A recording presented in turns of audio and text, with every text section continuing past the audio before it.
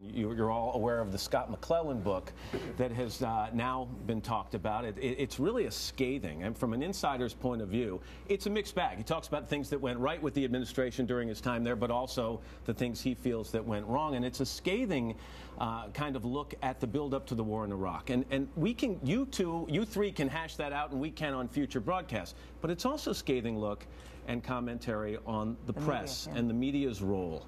And he says that we didn't do our job, and we didn't ask the tough questions, and we let the administration get away with what they were trying to do. And I just am curious for your take on this. Well, we have different points of view, and I'll start by saying I think he's fairly accurate.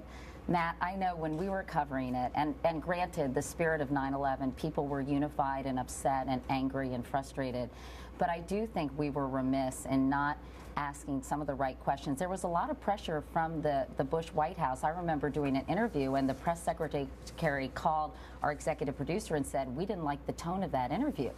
And we said, well, tough. We had to ask some of these questions. They said, well, if you keep it up, we're going to block access to you during the war. I mean, those kind of strong-arm tactics but we didn't. Really but we kept it. We didn't give into that. No, we didn't give into it. But I think there was insidious pressure that I do think actually affected some of the coverage from some of the media outlets. Did the press withhold information during that period? No, I just think they weren't aggressive enough. Only war planning that would have endangered Americans. I've always put it this way: in Katrina, the evidence was right next to us. Sadly, we saw fellow Americans, in some cases, floating past face down. We knew what had just happened. We weren't allowed to that kind of proximity with the weapons inspectors. I was in Kuwait for the buildup of the war, and yes, we heard from the Pentagon on my cell phone the minute they heard us report something that they didn't like. The tone of that time was quite extraordinary. Charlie, we do our job, or were we remiss? I think the questions were asked. I respectfully disagree with the gentlelady from the Columbia Broadcasting System. I think the questions were asked. There was a very strong, you go back to the Powell speech, there was a lot of skepticism raised about that.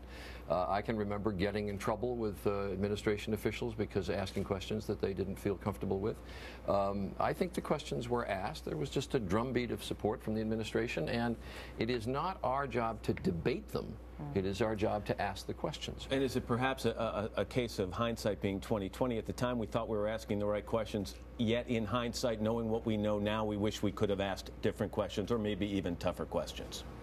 I'm not sure we would have asked anything differently. I don't know. There may be some of that. I think it's tough to go back, put ourselves in the mindset it was still post 9/11 America. It's been theorized the president was handed a massive blank check to spend in terms of public approval and outpouring that was finite.